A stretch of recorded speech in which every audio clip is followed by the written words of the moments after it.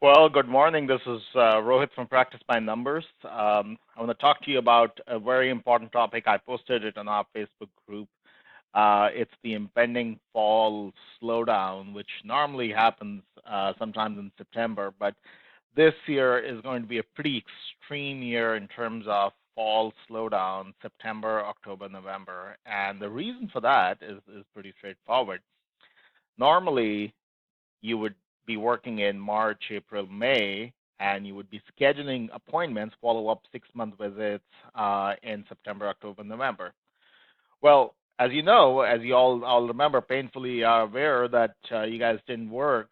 Nobody worked in partial March, April. Nobody worked at all, or most people didn't.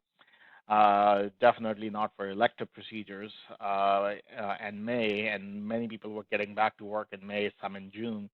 So what that meant is 6 month plus March, April, May, those schedules are barely there, meaning there's not much schedule there.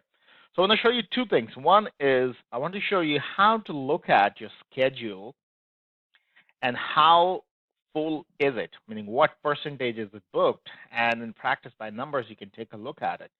Once you know what the status of that schedule was, those chairs is, then you can try to do something about it, right? Well, first step is understanding how bad it is, and second step is taking action. And we can help you with both. So let's quickly take a look how you can look at your fall schedule in Practice by Numbers and see what is the percentage booked of your fall schedule. One of the things you have to remember before you start looking at the schedule utilization is that we need to know what is the normal time that your office is open. So in the settings, make sure your office hours are entered, because if they're not, our schedule utilization will look vacant, look empty. There won't be any data. And I'll show you that how to go ahead and update that. So let me put myself on the side here. So once you log on, first step to do is go into your settings page. And once you're in the settings page, make sure your office and provider hours are set. So what we basically need is the office hours, but and all the provider hours can follow. So just enter the days of the week that you work and enter the time frames or the day, meaning the time from what time to what time do you work on each day. This will tell us during normal, what is the normal business hours. Okay, so once this is set up, you go into huddle.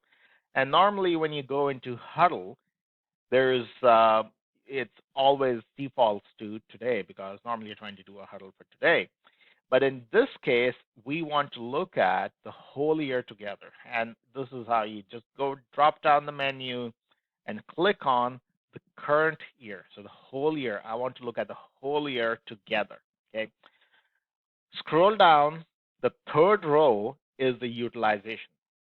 Now, in this case, once you have the utilization right here, bring the detail panel. This detail panel is going to show you what is the amount booked for each of your chairs.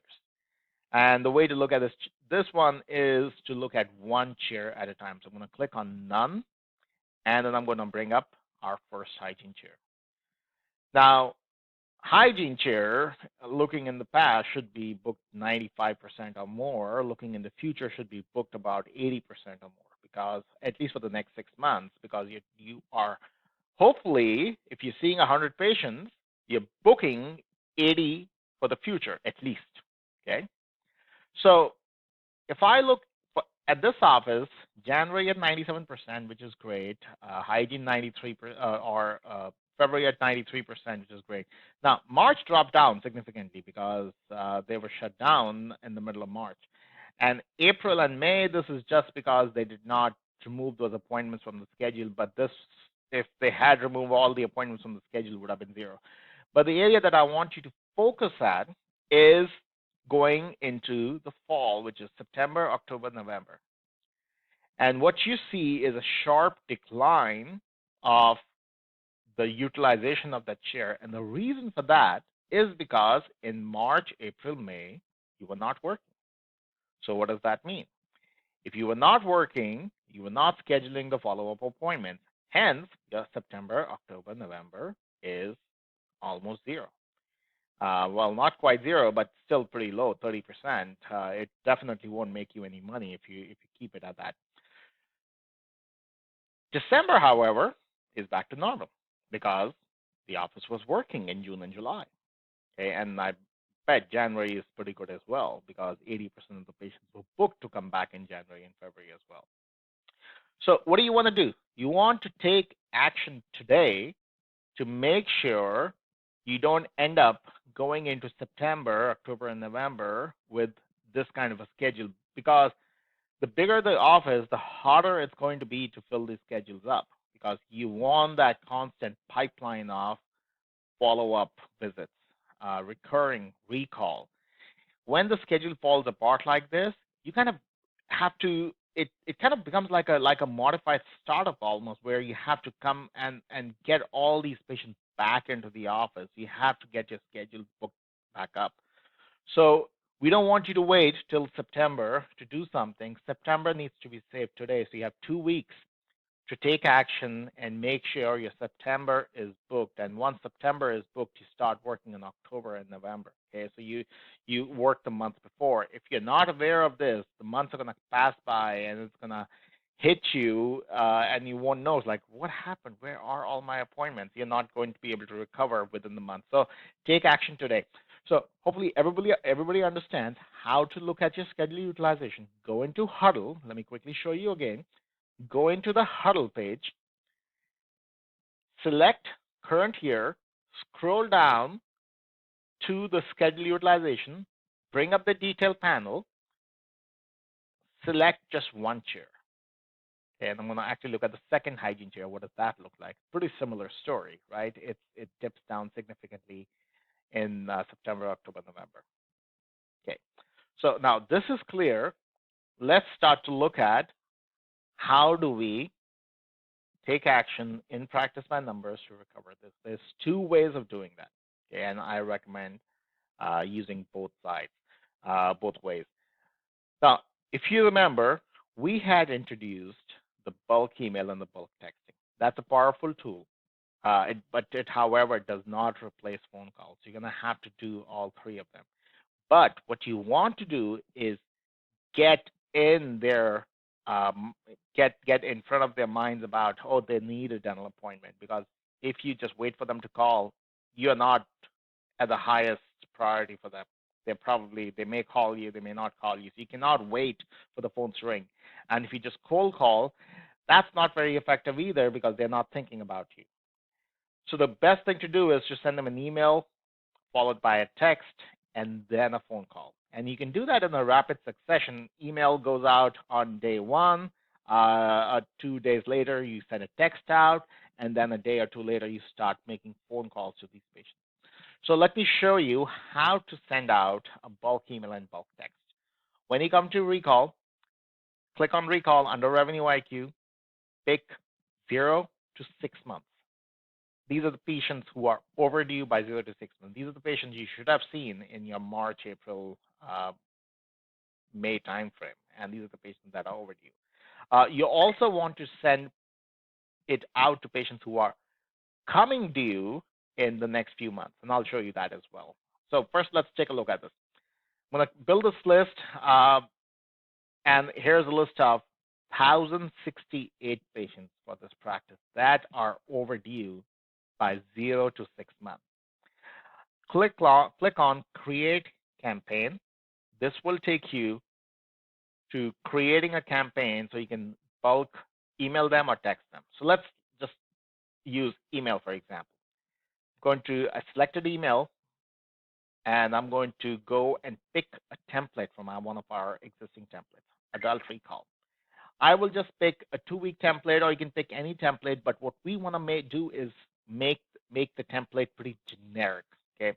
So instead of saying it was due 2 weeks ago, you can change it to say it's overdue, okay? So don't say 2 weeks ago because some might be due 2 weeks, some 2 months, some 6 months. So make it generic, and put all the, if there's any other things in there, make sure you read the template before you send it out. Okay.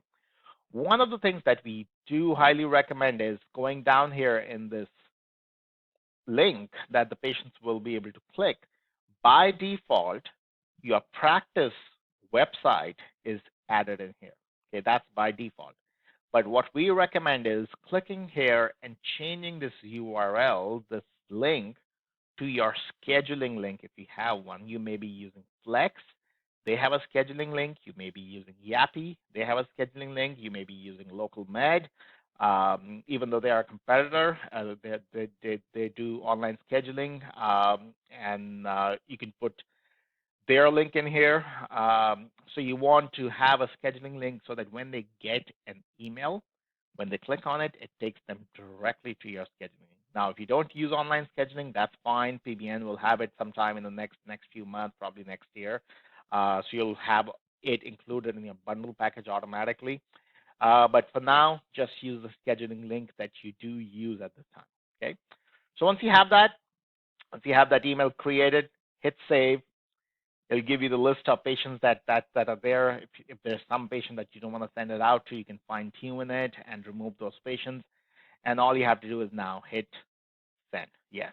And this will communicate with the 1,000 patients. Extremely powerful because this will, you don't have to do individual email, individual text. You can take a bulk list and you can send them out. So the same concept applies from a text message as well. So instead, you can send a text message, create a template, and use the placeholders. What that means is first name is available. Okay, first name, you are overdue for your dental exam and cleaning. Okay, and you can put your practice name in here. You can put your practice phone number in here, so you can build a nice template, personalized template that goes out to them. And same concept applies right here as well, where all you have to do is hit send. So what we recommend is send out an email, then 2 days later, send out a text to the same list of patients. Okay. Once that's done, follow up with a phone call. And I'll show you how do you follow up with a phone call. So the same list that you go back to, recall, overdue 0 to 6 months, hit search, and start making phone calls from right here. Bring up the patient, and this will give you a task on that you're going to make a phone call and click on log contact. And what this log contact will do is it'll make an entry that you call this patient. When you do that, we will update the last contacted for this patient so that you know when you last contacted them on the phone. In a week, there's a change coming that you can even mark last contacted by if you send them a text message or you send them an email, so that you don't end up sending them too many messages, because patients tend to get annoyed if you get way too many messages. Okay. So hopefully with this, you can recover some of your schedule back. I would also go ahead and send emails out or text messages out to patients who had pending treatment that you diagnosed in the months of January, February, and March, because all these patients that didn't get that treatment schedule, you should do the same thing. So if I go into treatment planning, I can go in and say, show me everybody that I presented the treatment to in till, let's say, March 30th. And these are the patients that didn't schedule that treatment. Again, some of them may have treatment that was elective. Some of them may not have treatment that was elective. You can obviously search, and you can make a custom query right here, and you can say, okay, let me call all the patients who were in root canals that needed crowns, and you can search that far over here as well. The key is to make sure you're not waiting for the patients to call you back. You are actively communicating back to your patients. You're staying in their mind so that they don't forget that they have that visit that's pending. Okay. So hopefully this was helpful. We are here to help. This feature is added to all of the accounts in Practice by Numbers through August 31st. After August 31st, this is part of our bundle package. So if you like this, let us know. We will upgrade your account. Otherwise, at the very least, use it through August 31st. And if you have any questions, give us a call. We are here to help. All right. Thanks, everyone.